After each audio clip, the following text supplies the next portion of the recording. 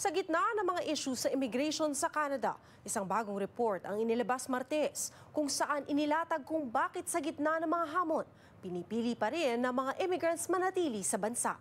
May report si Teresa Redula.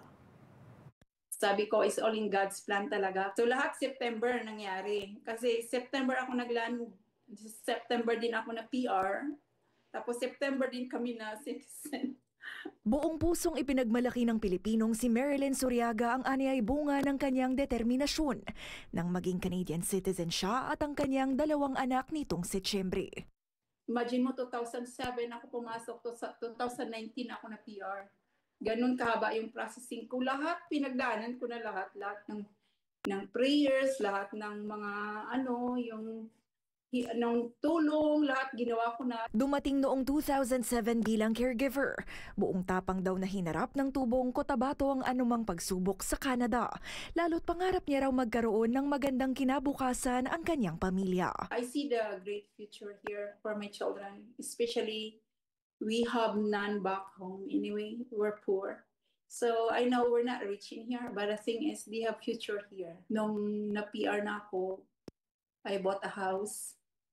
Kasi kahit single parent ako, na ginawa ko, right? So yun na ang motivation ko sa mga bagong dating, save. Kahit anong pinagdaanan mo, try to look for the best sa future. Sa bagong pag-aaral ng Institute for Canadian Citizenship o ICC, base sa 5,000 verified immigrants, nakitang mayroong 2 simple ngunit powerful factors kung bakit pinipili ng immigrants na manatili sa Canada. Ang optimism about the future at sense of identity and belonging. What we found was very surprising. Your current economic condition is actually less important than your optimism for the future, that things will get better. It shows that immigrants understand that there are costs and difficulties associated with moving to a new country, and they're willing to be patient and to put in the hard work. Ayon sa ICC, sa gitna ng bumababang birth rate ng Canada, dumadaming umaalis na immigrants at lumiliit na admission levels. Ito na raw marahil ang pinaka-critical na panahon para i-retain ng immigrants na naririto na sa bansa.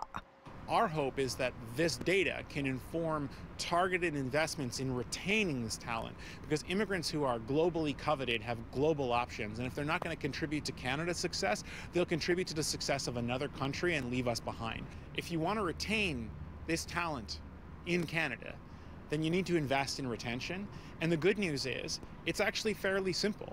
Simplifying pathways to accreditation, giving people a hope for a better future. Sa report, nangunguna pa ring dahilan para sa immigrants na manatili sa Canada, ang safety and stability, pati na rin ang tiwala sa Canadian institutions. Bagay na sinasalamin din ni Suryaga ng piliing di lang manatili, kundi itulak din na maging citizen ng bansa. Nakita ko naman yung Canada na talagang sa isip ko, ito na yung from start ng mga generation ng anak ko, at least nandito na sila sa safe at okay na lugar. Teresa Redula, Omni News, Toronto.